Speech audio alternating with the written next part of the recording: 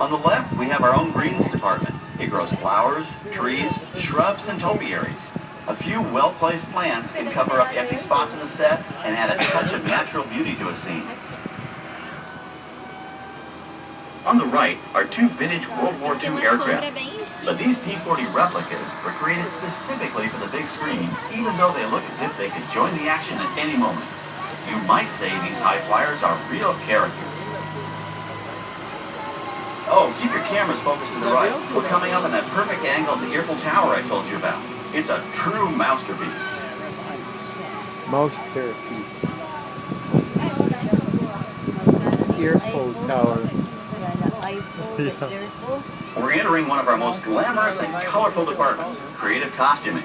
Every star has to have just the right wardrobe, and it all begins here with a designer's sketch. Our team of designers, seamstresses, and tailors can turn 1.5 million yards of fabric into over 25,000 costumes every year. Many of these costumes will become part of the shows and attractions of the Walt Disney World Resort. In fact, here in Florida, we have the largest working wardrobe department in the world. Why, Mickey Mouse alone has over 175 different outfits to choose from, while Minnie Mouse keeps more than 200 unique costumes in her wardrobe. On the left are costumes worn by the stars in recent studio productions. You'll probably recognize some of those costumes from the big screen. Every story needs a setting, and our design staff can create just about any place a script calls for, from an urban city street to a remote desert canyon. On the left is our scenic shop where large-scale sets and props are built.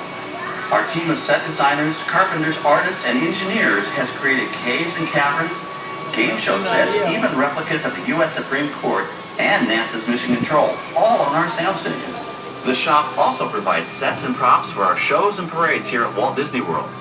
The same skill and craftsmanship that goes into a movie set can also be used to create magic for our parks. Either way, it's all about making dreams come true.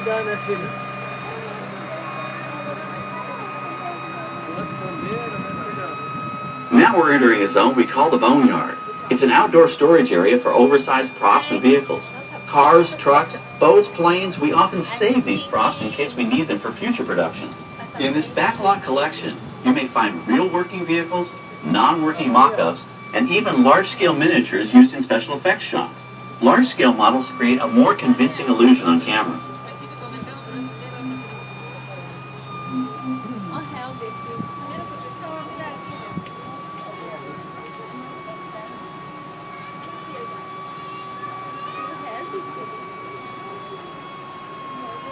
We're now passing by the sets for our Lights, Motors, Action Extreme Stunt Show. On the left, you may catch a glimpse of the Mediterranean fishing village that sets the stage for this thrilling attraction. We'll get a closer look at it soon, but for now, we're approaching one of the largest standing sets on our back lot. It's over on the right. It may not look like much from this angle, but it's pretty spectacular on the other side.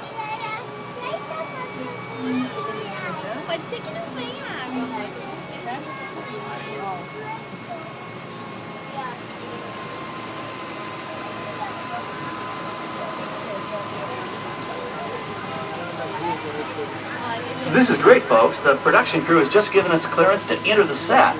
Hello, Backlot Tour. I'm Amy, a production coordinator here at the studios. I can see your shuttle heading toward our canyon set. I've given your driver permission to come in and take a look around.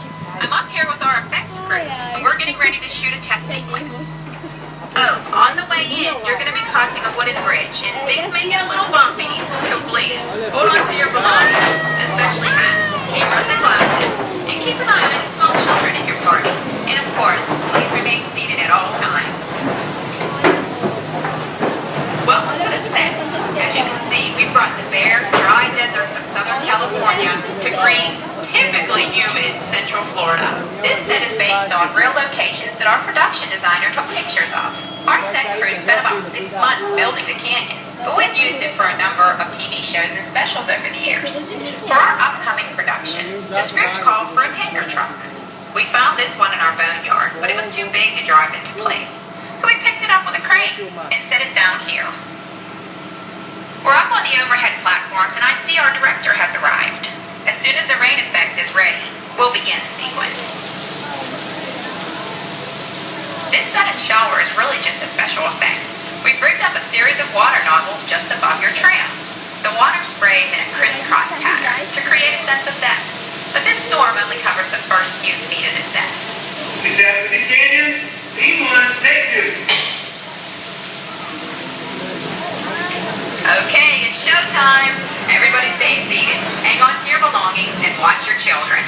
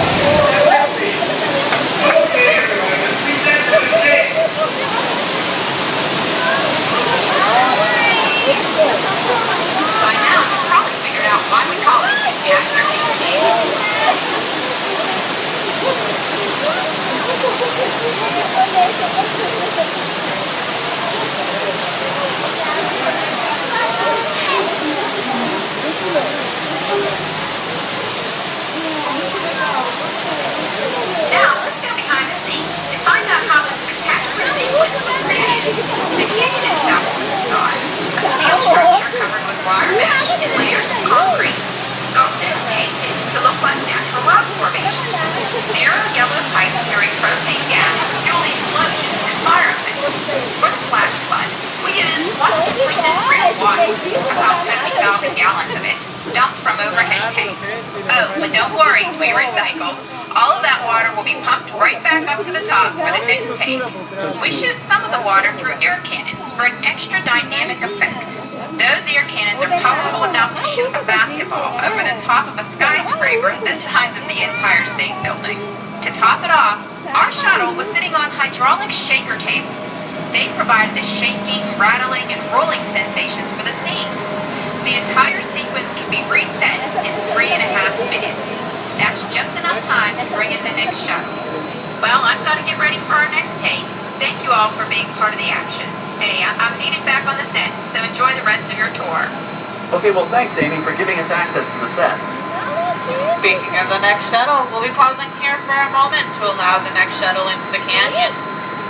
Just as a reminder, please remain seated at all times. We will begin moving again momentarily. Also, just to let you know, if you'll keep your cameras trained to the right as we exit from behind the canyon, that is Walt's original plane that scouted out to the Florida project, better known now as the Walt Disney World Resort. Oh yeah.